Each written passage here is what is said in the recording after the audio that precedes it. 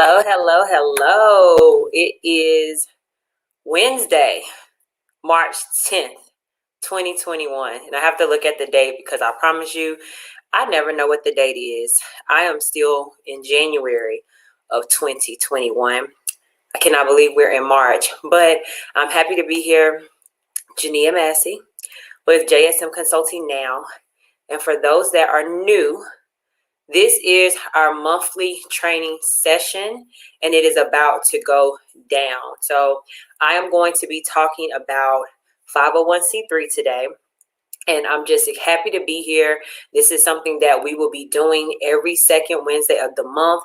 It will be different topics. It will be special guests.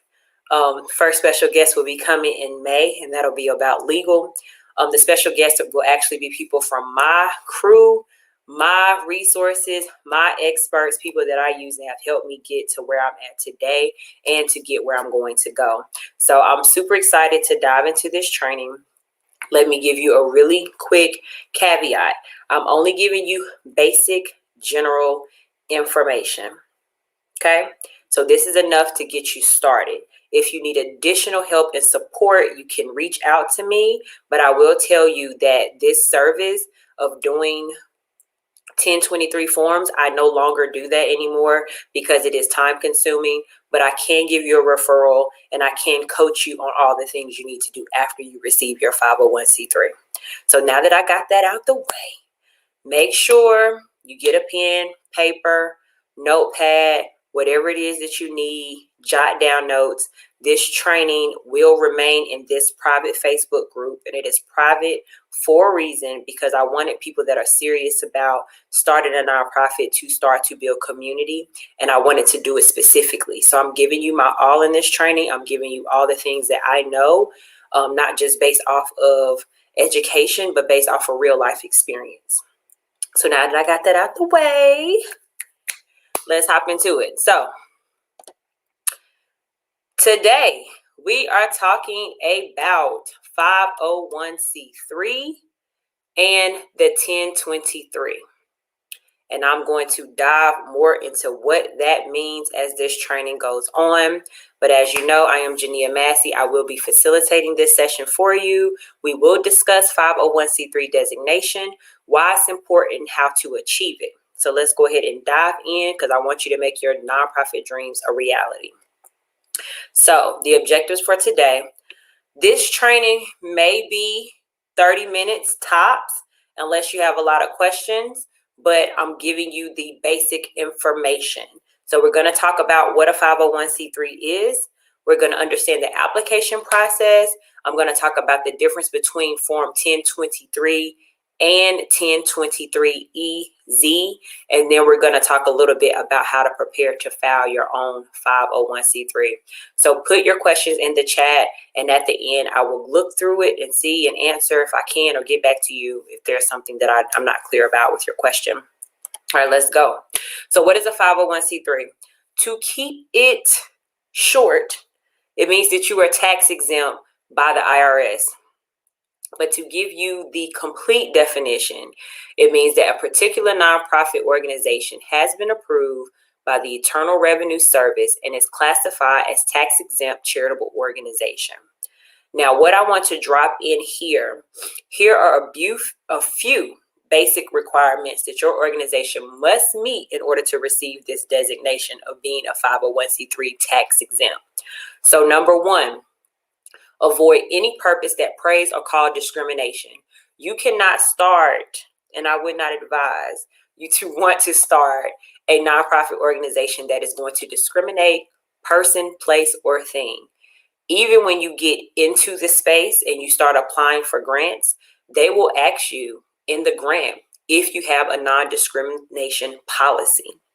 They also will have a non-discrimination policy that they will ask you to check yes or no if you agree to it. So you cannot start a nonprofit that's going to be upon discrimination. Cannot do it. 2, you must have obtained an official status as an association, corporation, or trust. Now, in the next slide, a few slides, not the next one, but a couple of slides, I'm going to break down what an association, corporation, or trust, but you have to be identified as one of the three. Okay. Number 3, you have to provide a reason why you want to be tax exempt. You can't just up and say, oh, I want to be tax exempt because I want to. You have to provide a reason as to why you want to be tax exempt. And also understand that not everything that you create is a nonprofit. Some things are for profit and it may have a nonprofit entity or it may become a social enterprise, but not everything that is created. You need to really weigh the pros and cons of if your organization or what you're trying to create is really for profit or if it's nonprofit. Okay. 3 years of existence before applying. Now, I know a lot of people are like, wait, 3 years? I got to have 3 years of existence? And let me give you a very clear example. So I'm also the founder and executive director of Stiletto Boss University, which teaches entrepreneurship to young girls specifically. And we started doing this program back in 2015. We did not become a 501c3 until August 15th of 2017. In the midst of that time, we served, we surveyed, we did research, we were consistent in the community. We had small cohorts that we actually taught these different lessons about entrepreneurship. We tested the market. And I know using certain words like that is like testing the market. Well, nonprofits are still a business, which you'll hear me say probably every time we're on these sessions. But we wanted to make sure the community was going to buy into it. Now, in that meantime, we were raising money. We had a fiscal agent. And I will dive more into fiscal agent for the next training next month. That is the April training. I will dive into what a fiscal agent is and if you should need one or if you should get one or what you should go about doing with that. So I'm going to go in because I have lots of examples about that. But we were established about 2-3 years before we became a 501c3. Okay. So next, earnings and funds raised by an outlet cannot benefit a sole member. You cannot start a nonprofit and you just paying one person. Okay. No. See, I'm scratching the back of my neck for a reason. You cannot start a nonprofit for one sole member. It is for the community. And I'm not using quotation marks to be funny. It is for the community. That's what nonprofits are for. Profits must be used for charitable activities. So what you're raising money for, the profits that you make should be used to go back into your program, into serving the community. Political involvement should be avoided. So you don't want to have a nonprofit, and when it comes to political races, you are like, I can't remember the word, but you're basically like, I'm voting for such and such. Like you are a part of that campaign underneath your nonprofit.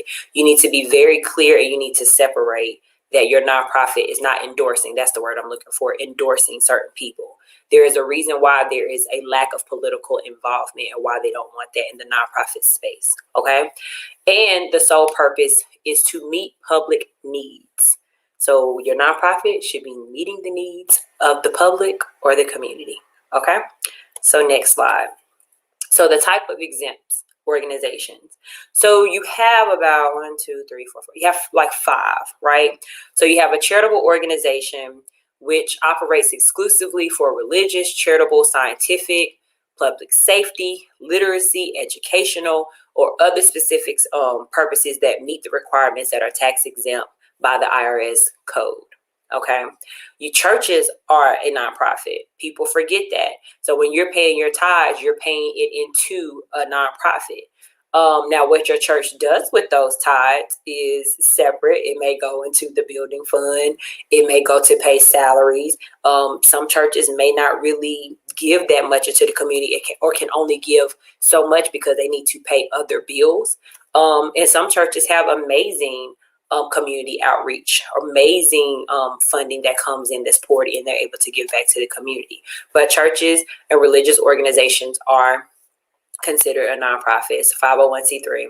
Private foundations. So private foundations are tax exempt underneath the 501c3, but there are some exceptions. So an example of a private foundation would be, let's say your family decide they want to do a scholarship and you create it as a private foundation, and maybe how you generate funds is that people in the family, they decide to give X amount to build up the funds, but the intent is to give it to someone in need. So you can apply for grants being a private foundation, but it's the intent is to give it to other charitable organizations or individuals to help that operation. So that is what a foundation does. So you see it with scholarships. Foundation of the Carolinas is really good. They have several foundations that they house underneath the Foundation of the Carolinas that those families specifically want to target certain things. So they will either gather their money one specific way or have people to donate into that foundation with intentions to give to community. Political organizations. So political organizations are subject to Section 527 and is a party, committee, association, fund, or other organization organized and operated primarily for the purpose of directly or indirectly accepting contributions or making expenditures for an exempt function. So the key thing here is an exempt function.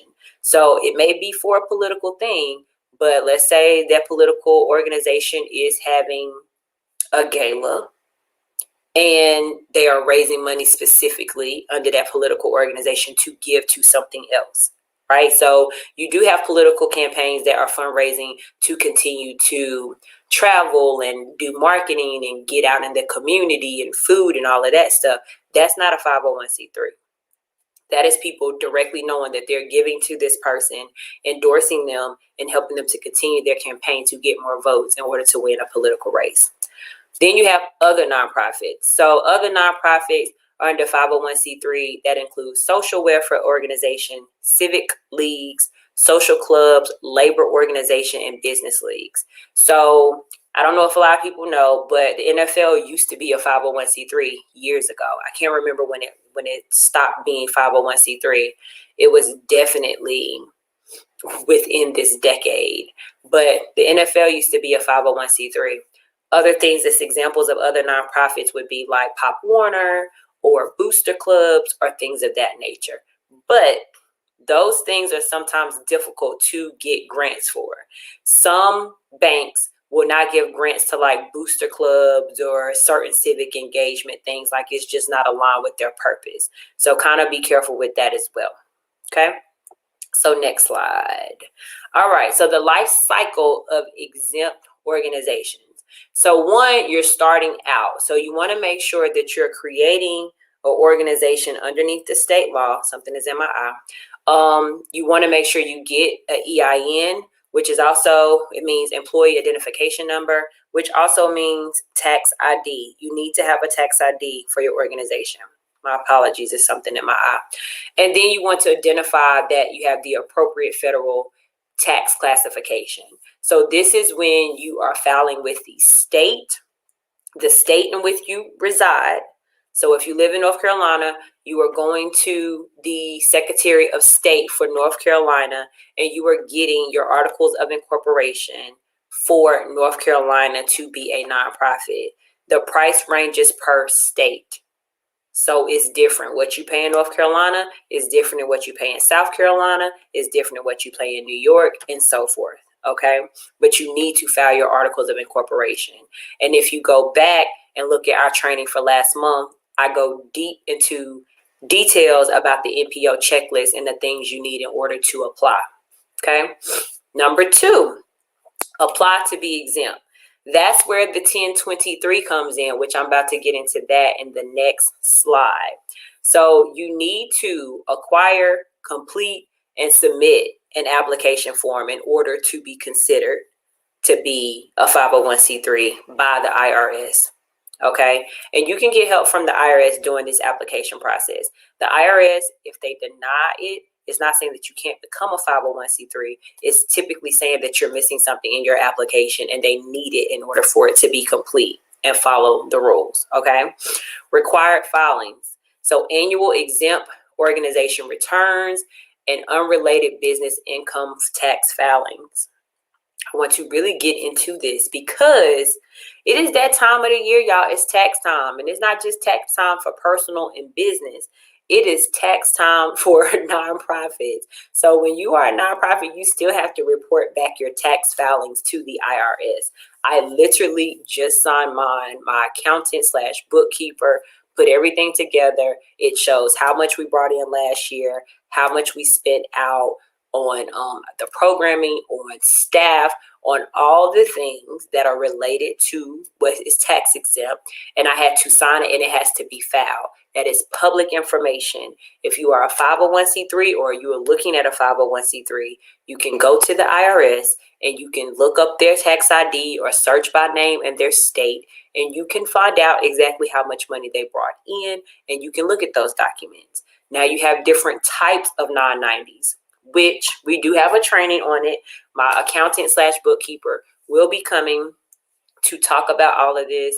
That training it'll be in December though. So please just stay tuned. It is coming, but we're going to dive deeper into that. But do know that when you are a 501c3, you have to do your tax filings, okay? If you don't, it's going into number 4, okay? Number 4, ongoing compliance. How an organization can avoid jeopardizing tax exempt status. So one way to avoid is to submit your tax filings. If you do not submit your 990s for over 3 years, you can lose your tax exempt status and you will have to refile and reapply. And you don't want to do that. You need to report back. They give you 3 years to get it right. Don't mess it up. Report back what you have for your findings. And then last, significant events. So nonprofits can get audited.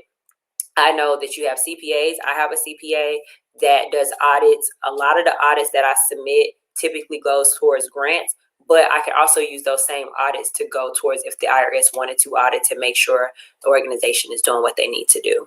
So it's private letter rulings and termination procedures. One thing that I do want to point out about termination procedures is if you and your board decides to dissolve your nonprofit, which happens, you cannot split that whatever money you have left in the bank. You cannot give that to yourself because it goes back to you cannot use that money for a sole member. You have to give that money to another active nonprofit organization. So if you still have money in your bank, before you close out that account, you need to put that money towards another charitable organization. All right. So I hope y'all still with me. Let me see. I do have some comments. Somebody said we need to talk. I don't know who said that because I can't see your name right now in the platform that I'm in, but I would say send me a DM, but I'm behind in my messages and my emails. So let me know when we can talk. My capacity is kind of limited right now, but I'll try to get you in. All right. But if you have any questions, just let me know. All right. So let's get back into it. So before you apply, you need to determine if your organization is one of the following: a trust, corporation, or an association. So what is considered a trust? Okay.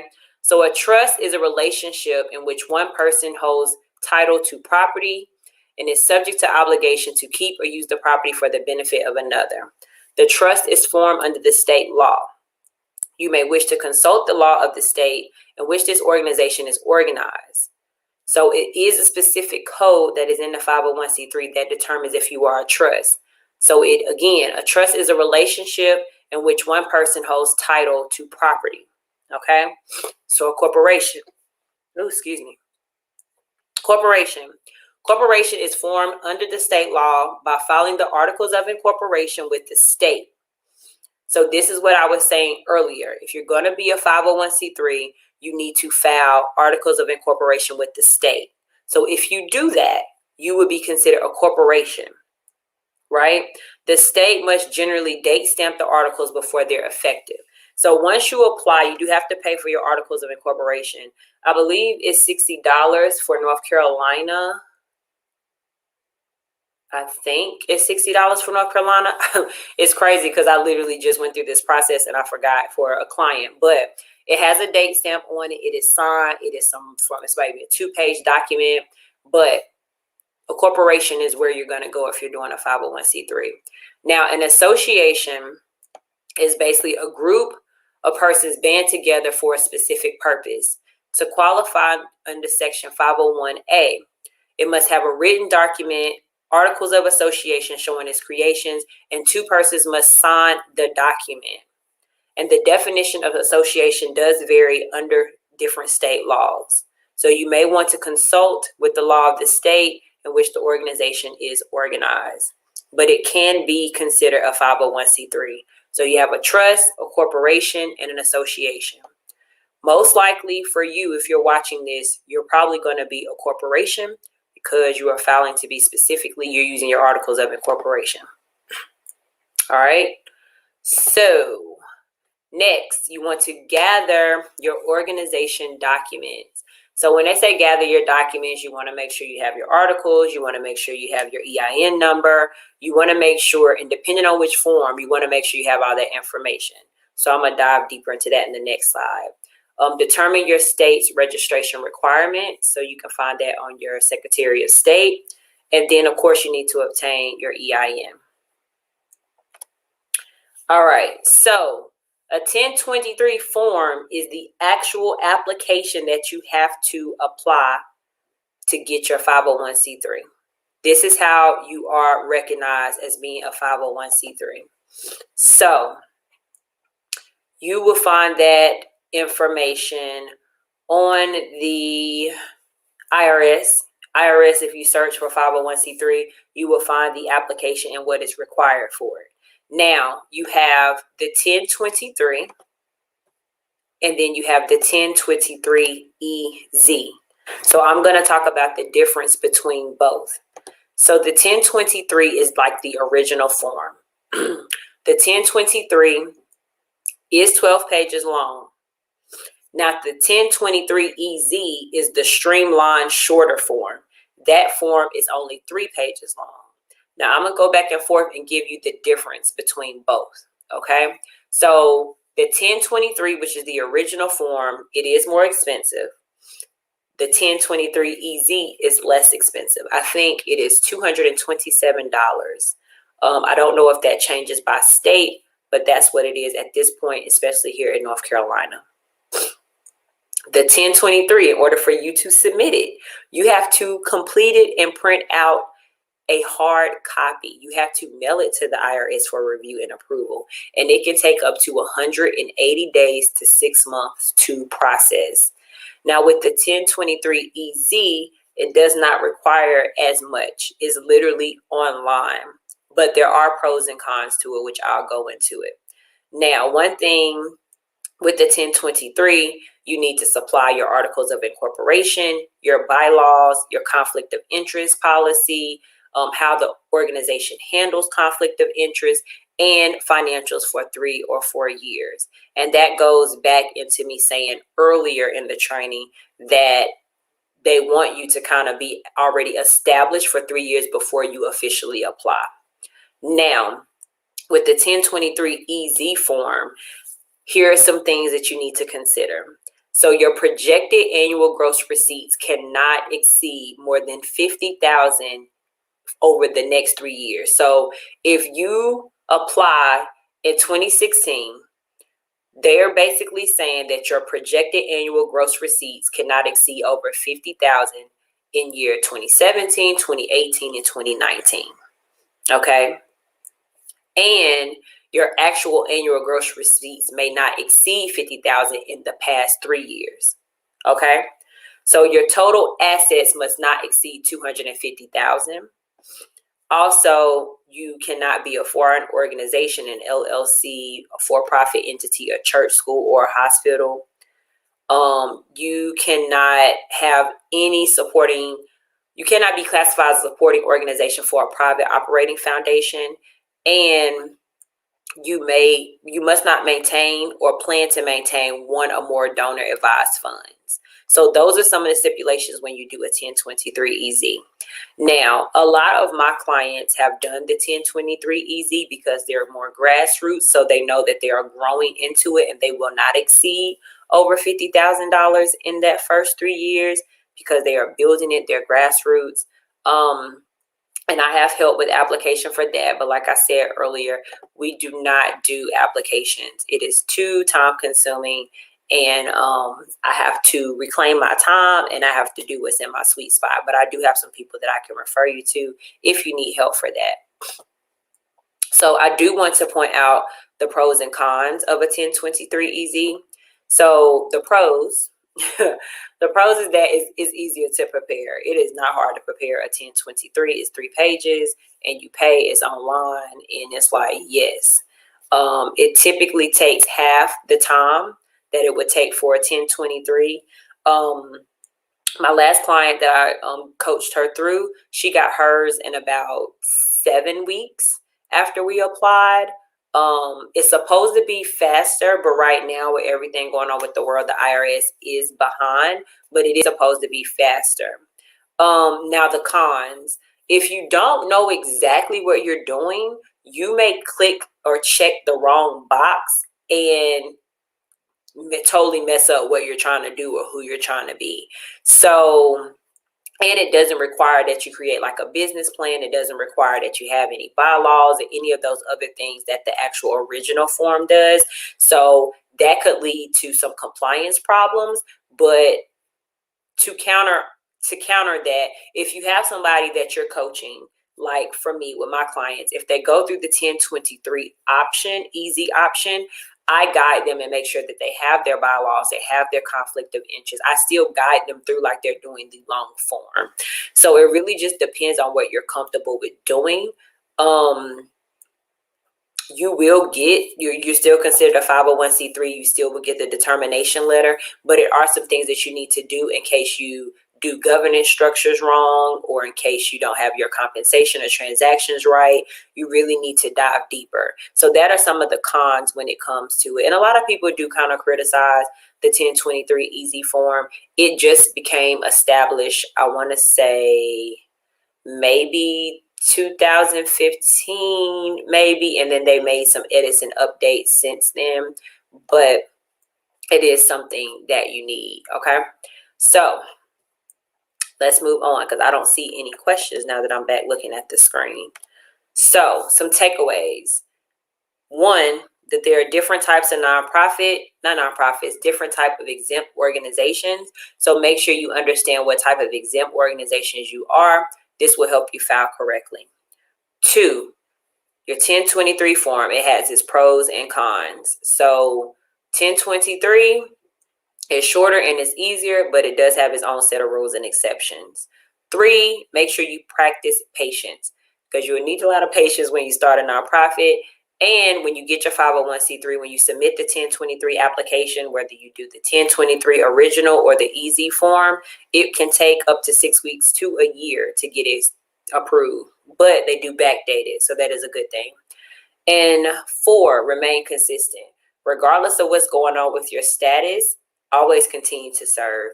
Continue to build trust with your community. Have no shame in starting small, and remember that consistency is the key. All right, so my action items for you today, because like I said, I knew this was going to be a short training. We're almost at 30 minutes and I don't have too many questions, so that is good. So that means I'm telling y'all what y'all need to know is that 1, determine what exempt organization you are. That's the first action step. 2, decide which 1023 form you should complete. Should you do the original or the EZ? And 3, go ahead and start to apply if you are ready. So I always like to end things with a quote. And the quote for today is, we will do everything we can to help you do your best work. And that is the goal of JSM Consulting now. We want you to do your best work. We want you to have a strong foundation. We want you to be able to give back in the most purposeful way that leaves a legacy, but we want to make sure that you're doing it right. Okay? So the work continues. So let's make this our best quarter. I know we're wrapping up quarter 1, and for me, this has been a very abundant quarter 1. I have been very, very busy, but busy in a good way, doing some good work. And the reason why I'm doing these live training sessions is simply because I am one person and I cannot help everybody. So I want to do the free trainings to where I set aside time to tell you, teach you, and show you from what I know. If you have questions, you can email me or you can book a consultation, but my consultations do cost. So this is probably your best bet to get information from me or to ask me questions. If you want to have a conversation with me, you will have to pay for a consultation at this time, because I just do not have the capacity, and I am making space more in my schedule when I can. So I hope that this training was uber helpful. I hope that you learned a lot. So for those that have any questions, this training will remain in this Facebook group, and it'll also be on YouTube page. Make sure you follow our YouTube page. Make sure you subscribe to it. We have a lot of great content on there. We are super excited about all the things to come. We do have some amazing training scheduled every second Wednesday. This is something that I am doing at no cost, but if you need me to dive deeper into something, it is going to be a fee for my time, talent, and treasure. So I appreciate you all, and have a beautiful night. We ended this in 30 minutes and 59 seconds. So y'all have a good night. And if you have any questions, just put them below. Bye.